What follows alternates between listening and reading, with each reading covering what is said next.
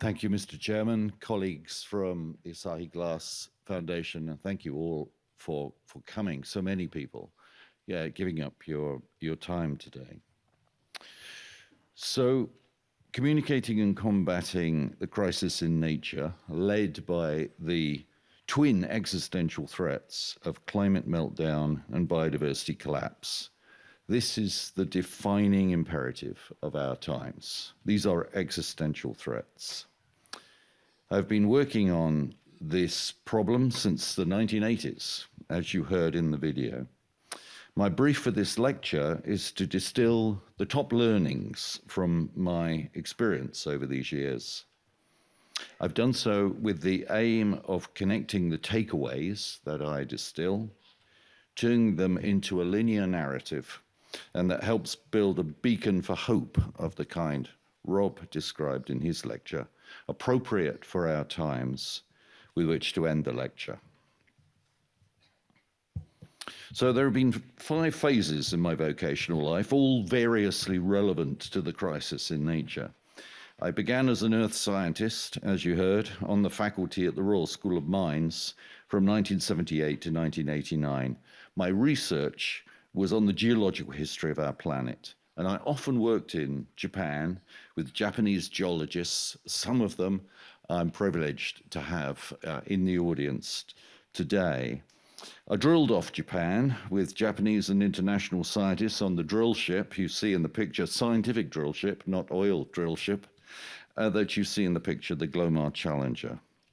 My research on the geological histories of the oceans led to a deep and early concern about climate meltdown. I'm sad to say that hasn't gone away.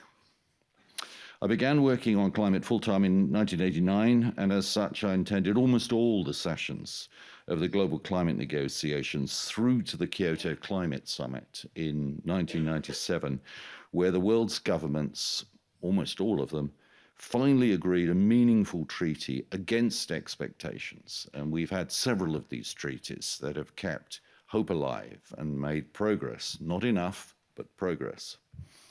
In 1996, I switched from campaigning in and around the negotiations and national policy making to campaigning as a businessman in a vitally relevant market.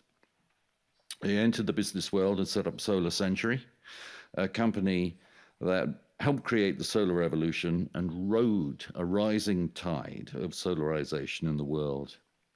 In 2020, I set up Highlands Rewilding, a company that aims to help grow another vital market for a livable future, the currently very embryonic nature recovery market. So I'll now distill 20 learnings from this journey as instructed. First one is that we've had our successes.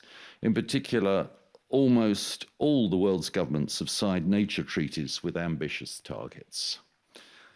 On climate meltdown, that's the Paris Agreement of 2015. It includes an ambitious target of keeping global average temperatures below 1.5 degrees Celsius, as everyone here will know.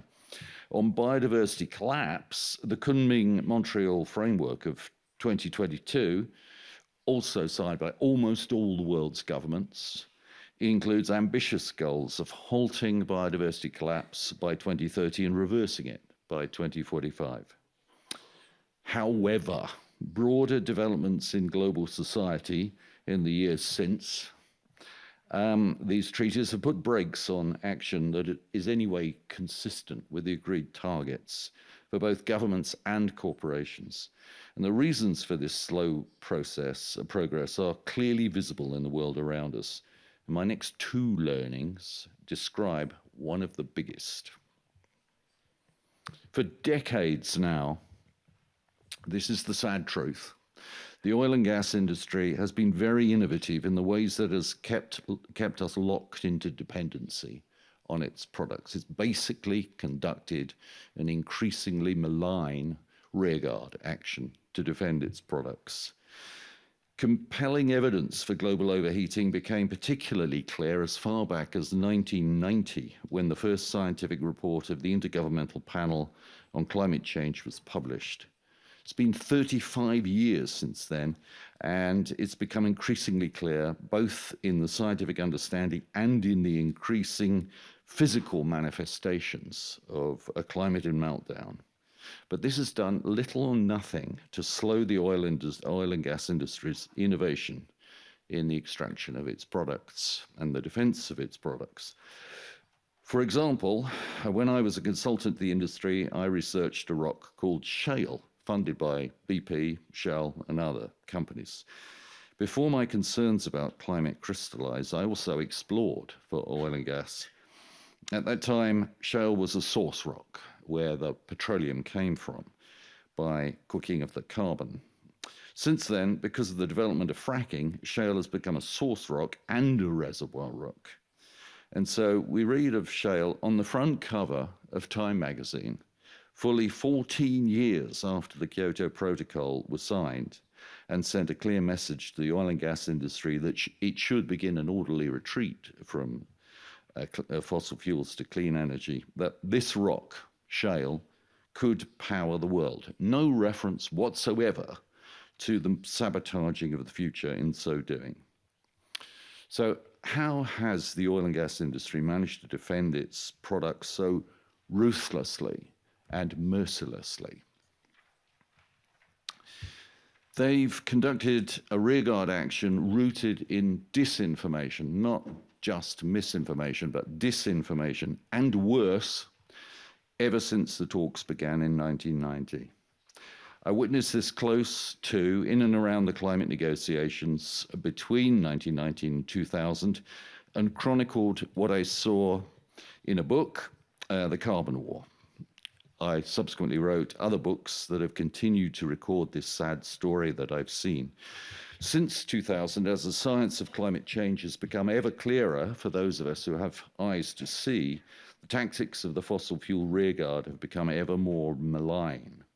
Much use has been made of the ability of the world's largest PR companies to manipulate public opinion on a massive scale. These skills have been directed towards active disinformation on the instructions of the oil companies and other elements of the fossil fuel industries. There's an abundance of evidence for this. It's not controversial, I'm afraid. Much of it confessional.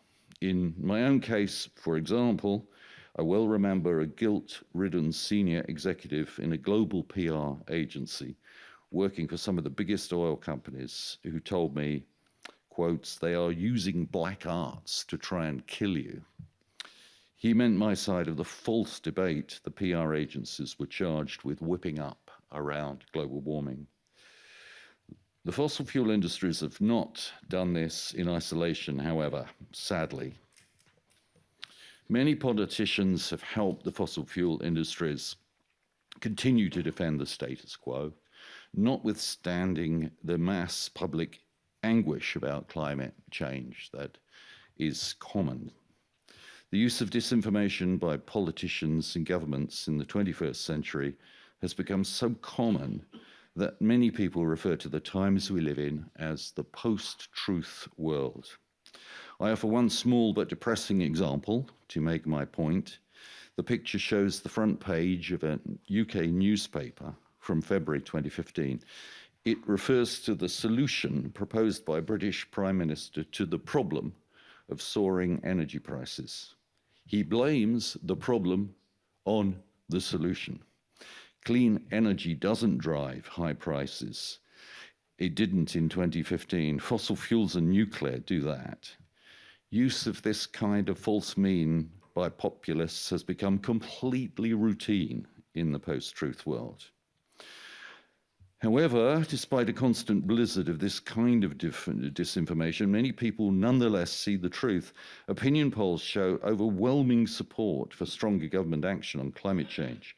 For example, the United Nations Development Programme's 2024 People's Climate Vote statistically represents 87% of the world population. It found that 80% of people in multiple countries want this action.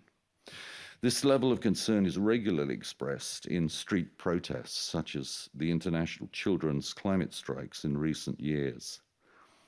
The clash of belief systems involved here goes far beyond mere differences of opinion. The economic stakes, if the deniers have it wrong, are incalculable. My next learning makes that point. The capacity for nature-related denial has become breathtaking. Business reporting and electoral cycles allow mega risk to be ignored. Two examples of this. All around the world, infrastructure is being built on coastal plains, even adjacent to beaches, as though sea level rise projections from climate change and the prospect of superstorms don't exist.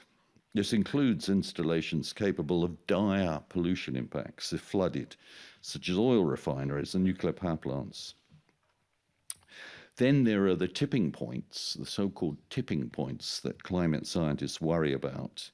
The carbon bomb phenomena that hold the potential to amplify climate meltdown via feedback effects. The feedback that I personally worry about the most involves methane hydrates. Having drilled into one of them as my time as a geologist, as did one of my former colleagues in the audience today. Hydrates are ice-like solids that can trap huge amounts of gas under pressure in strata. As temperatures rise, they destabilize, releasing the gas. Communicating clear, present, and growing dangers like this is made difficult not just by the falsehoods that the incumbencies spin, but by the very structure of our brains, as my next learning describes. Sorry, I've missed the slide going forward. Communicating and combating the crisis is made more difficult by what neuroscientists have discovered about rational thinking. The task of communicating the risks we're running by slowing down policies that can meet targets for combating the crisis in nature would be difficult enough in a society where everyone engaged in rational debate that led to logical, consensual outcomes. But we do not, as the researchers of neuroscientists have shown us in multiple studies this century. As Dan Ariely puts it in his seminal book, Predictable Irrationality, standard economics assumes that we are rational, but we're far less rational in our decision-making. Our irrational behaviors are neither random nor senseless. They are actually systematic and predictable. This is a sobering constraint on room to maneuver for those who seek both to defend liberal democracy and communicate and combat the crisis in nature. But thankfully, it's not universal, as the next learning describes. Rational arguments can prevail. A recent example could well pose major problems for the defenders of ruin going forward, and we have to hope that it will. In July 2025, the International Court of Justice's 15 judges unanimously ruled that governments must act with the highest ambition compatible with the Paris goal of limiting global heating to 1.5 degrees Celsius. Crucially, liability for not doing this should attach both to a nation's own emissions and those of companies within the nation. As a result, courts worldwide will now be much less inclined to shrug off claims for damages against governments or companies that delay decarbonisation. Accordingly, crucially, investors may feel the need to be considering the threat of potential carbon liability as a much higher risk in any investment prospect. In that may well lie a vital lever in the achieving of carbon emissions. Just as the campaign that led to this ruling can inspire hope for progress through courts around the world, so can another highly successful campaign, this time in the capital markets, as my next learning recounts. This is the Carbon Tracker story. The non-government organization Carbon Tracker has had great success with the so-called carbon bubble argument by using the language of the capital markets. Carbon Tracker is a think tank of financial analysts who argue that the world's financial markets are carrying this bubble because of climate change. Their first report in 2011 demonstrated that if global heating is to be kept below 2 degrees Celsius, the remaining budget for burning carbon would be only 565 gigatons of carbon dioxide. We mapped 2,795 gigatons of carbon dioxide in total proven coal, oil, and gas reserves. That doesn't include the deposits that are being explored for at the moment. This overshoot is counted on balance sheets of companies and countries as though it's assets, but it's essentially unburnable if climate meltdown is to be combated. As such, these assets are in grave danger of becoming stranded with massive loss of value and inherent risk of a shock able to crash financial markets. In my experience, no non-government organization has ever had an impact as seismic as Carbon Tracker has had with this thesis. Fossil fuel investment, particularly for new oil and gas today, is imperiled, indeed, possibly to the point of collapsing, and we can see Carbon Tracker's footprints all over this. The next learning is a particularly important example in the history of what's been going on. Key financial sector figures, persuaded by the carbon bubble argument, played a major role in the Paris Climate Agreement. I witnessed this close to as chair of Carbon Tracker at the time. In 2013, the Bank of England rejected the carbon bubble notion. I was in the meeting where they told us why they rejected it. But by 2015, then Bank Governor Mark Carney was an evangelist for Carbon Tracker's thesis, setting up the task force on climate-related financial disclosure and inviting Carbon Tracker to present to the Financial Stability Board that he chaired. He's now the Prime Minister of Canada, of course. Carney explained the wider context of his advocacy of this thesis in 2021, addressing no less a body than the World Economic Forum. Climate change is an existential risk, and if you're solving one of those, if you're part of the solution, not the problem, it's a tremendous opportunity, as we've heard from Rob in the connection with methane. That should be an observation particularly relevant to the insurance industry. This is an industry that is particularly threatened, but failed to take opportunities to address climate risk at source for decades. Insurance industry experts have long professed that their sector faces a growing existential threat from expanding inability to insure against increasingly numerous and/or intense climate-related disasters of the kind we're seeing in the Western Atlantic today. Should climate risk not be abated globally? Yet the industry as a whole has done little to address the risk at source. In particular, investment divisions in many companies still invest in fossil fuel companies as though climate change does not exist. In the early and mid-1990s, I ran a campaign to help convey these risks to insurers and persuade them to act accordingly. In 1993, I presented a white paper to Lloyd's of London. In it, I argued, as was my experience, that in high places in the industry, there are real fears for the very future of stable insurance markets should current climate models prove accurate, or even worse, underestimates. And sadly, of course, it has. I concluded that the industry can and must look to strategic protection of its market. Some far-sighted insurers were listening at that time, but it's sad to look back on the inability to act concertedly by the industry in the interim. In 1994, the president of the Reinsurance Association of America invited me to present the case to the leaders of most of America's reinsurance companies at their annual gathering. In the subsequent 30 years, understanding of the stakes has grown. For example, the international insurance broker Howden now professes that if an asset or operation is uninsurable, it's likely to be uninvestable. Insurance is no longer just about protection, it's a barometer of the climate readiness than the long-term asset value. But in those 30 years, with global temperatures rising all the time, as the chart shows, it's a different version of the chart that Rob showed us earlier, the industry's collective efforts to protect its own interests have been dismal. This is particularly disappointing given the profitable risk abatement opportunities that have arisen along the way.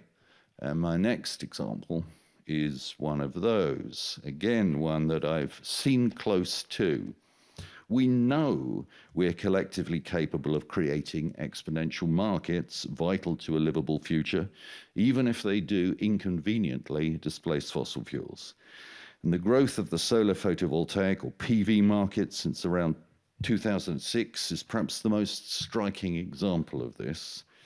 As solar manufacturing costs fell, the blue line in the chart, it's a logarithmic chart, the volume of sales rose sharply and capital from financial institutions increasingly fed the growth.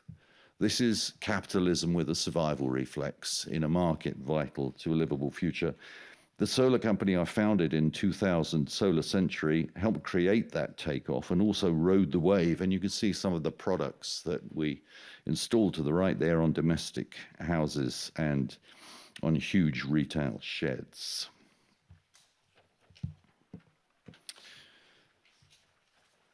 What we need to do, learning number 12, is repeat this exponential market in the one that was created 2 decades ago in nature, and we need to do it fast. The fast-growing global solar market is a key tool in the transition away from fossil fuels, but solving climate change alone is not enough for a livable future. The interrelated risks of climate meltdown and biodiversity collapse require rapidly growing markets in both energy transition technologies like solar and in nature recovery, biodiversity recovery. The financial sector now has disclosure task forces for both climate and nature, trying to direct investment into each of these two vital markets.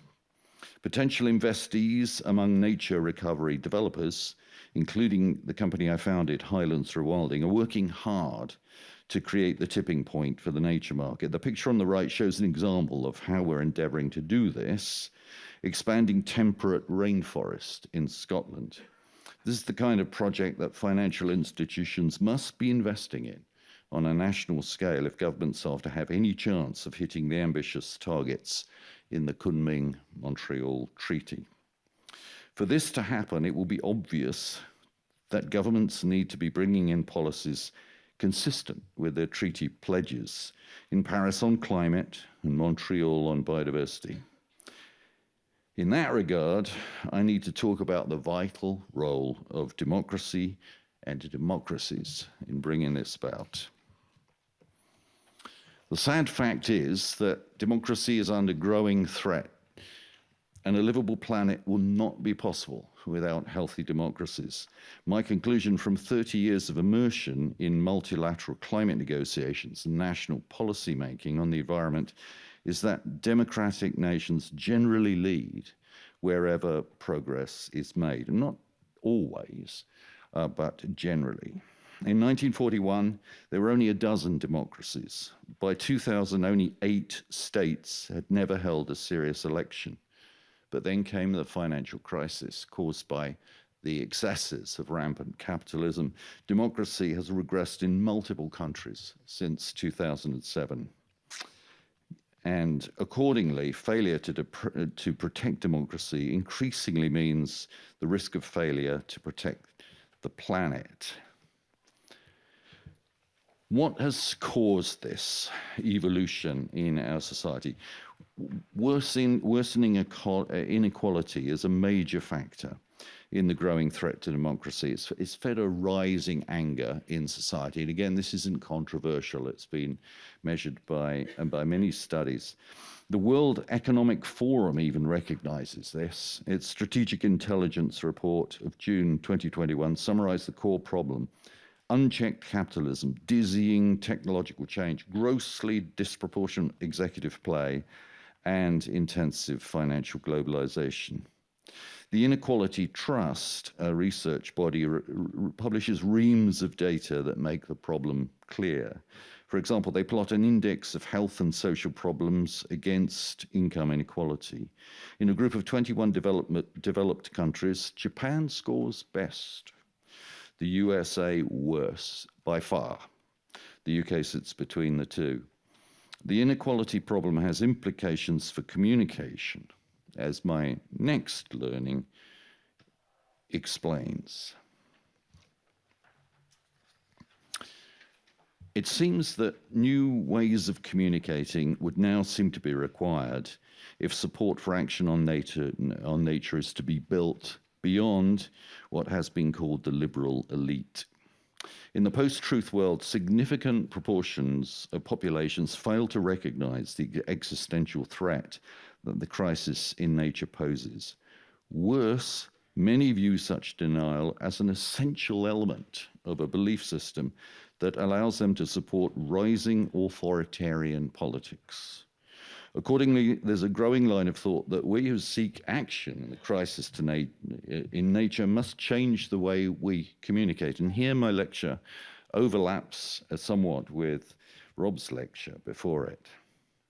How to do this is the subject of a vital inquest recently published by Systemic, the sustainability think tank. They argue, in essence, that we cannot expect to communicate with people facing the cutting edge of inequality using the language of environmental disaster because they have other, more pressing concerns. The Systemic team sees a need for major reset in our narrative, strategy, and stakeholder capital building, including a new frame for the sustainability agenda, based on the promise of a better life and an abundant, thriving, and safe home for all. This needn't be too difficult, they argue. For example, we have to argue for lower energy bills, not fossil fuel phase-outs. We need to advocate breathable air, not greenhouse gas emission reductions. That way we have a chance of bringing those in denial of the crisis in nature along with us in achieving the outcomes we seek, again, as Rob described in his lecture. 16, building belief that the crisis in nature can be reversed or seriously abated will require examples of how it's done, holistic solution exemplars, as I think of them, at scale. In my career, I've often witnessed how well exemplars work in laying bare common myths about the supposed unworkability of alternative futures. In the energy field, I'm thinking of residential developments with 100% of electricity and heating coming from renewable micropower, charging electric vehicles, and pointing the way to a future powered by what is increasingly being called electrotech. But these are microcosms, and the crisis in nature needs landscape and national scale exemplars of what a livable world would look and feel like. History gives us licenses to dream this way, to dream big, and the present gives us imperatives to dream even bigger. Just think, 2,000 years ago, somebody persuaded the right people that the aqueduct in the picture could be built, would be investable, and would be a solution to a dire problem 2,000 years ago. They sold an unlikely but essential dream, and they went on to deliver it. This aqueduct and many others like it gave an entire empire access to drinkable water. And so in my final 3 learnings, I turn to solution exemplars. There are so many to choose from in the modern world, and you've heard a few earlier. I will restrict myself to one, and it's my personal favorite. The best solutions exemplar at systems change that I've encountered in 40 years is the notion of the forestry construction pump. This one's not difficult to imagine. Massive forests are planted and are regenerated. They're capable of sucking far more carbon down from the atmosphere than current forests do. They're harvested when mature, in many cases, with 2 vital provisos. First, that more new planting and regeneration takes place than felling. And second, that most of the harvested timber is used in constructing buildings, displacing the concrete, steel, and bricks routinely used by the construction industry. And that is the single biggest source of greenhouse gas on the planet. The resulting timber buildings become an enormous sink for carbon. A previous winner of the Blue Planet Prize, John Schellenhuber, the famous John Schellenhuber, calls this solutions exemplar the forestry construction pump. He's thought through the scale of it. He concludes that, and I quote, by planting and maintaining 500 billion trees and constructing 2 billion timber buildings over a couple of centuries, the atmosphere could be returned to a state not seen since the Industrial Revolution. Just imagine if we even started that, and also Rob's methane campaign, how quickly we could make progress. He knows there's a much more complex detail that would need to be thought through in making that happen. It all sounds very simple, but there will be a lot of interesting discussions in the detail. But the big picture remains clear. Of course, it will not happen this way, he says, but if only half of that is achieved, we can still save the world. I agree. Combining forestry, construction, and biodiversity stewardship in strategy is an area where Japan leads most other nations. The Satayama landscape tradition combines human settlements with adjacent forests, fields, and waters in a high biodiversity socio-ecological system. It very much helps to show the way. That's John Schellenhuber's quote.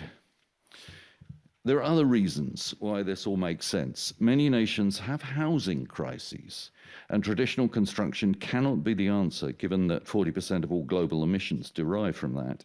In Scotland, for example, the government speaks of a national housing emergency, and it will not meet its ambitious targets to reverse biodiversity collapse unless it can house a rural workforce affordably. Off-site manufactured timber panels can be flat-packed and assembled into affordable homes built to Passive House standard or close to it in just days.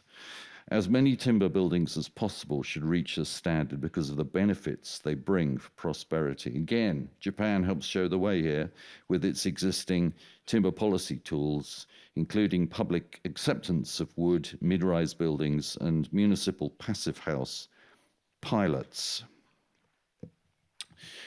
But we can turn this into an idea for our times. The forestry construction pump can be communicated not as a carbon pump, as a climate imperative, but as a prosperity pump that can deal with inequality, the nature prosperity pump as I think about it. We combine John Schellenhuber's idea of the forestry carbon pump with the systemic team's conclusion that we have to communicate in new ways in the post-truth world. I think this is quite easy to do in the context of this particular solutions exemplar.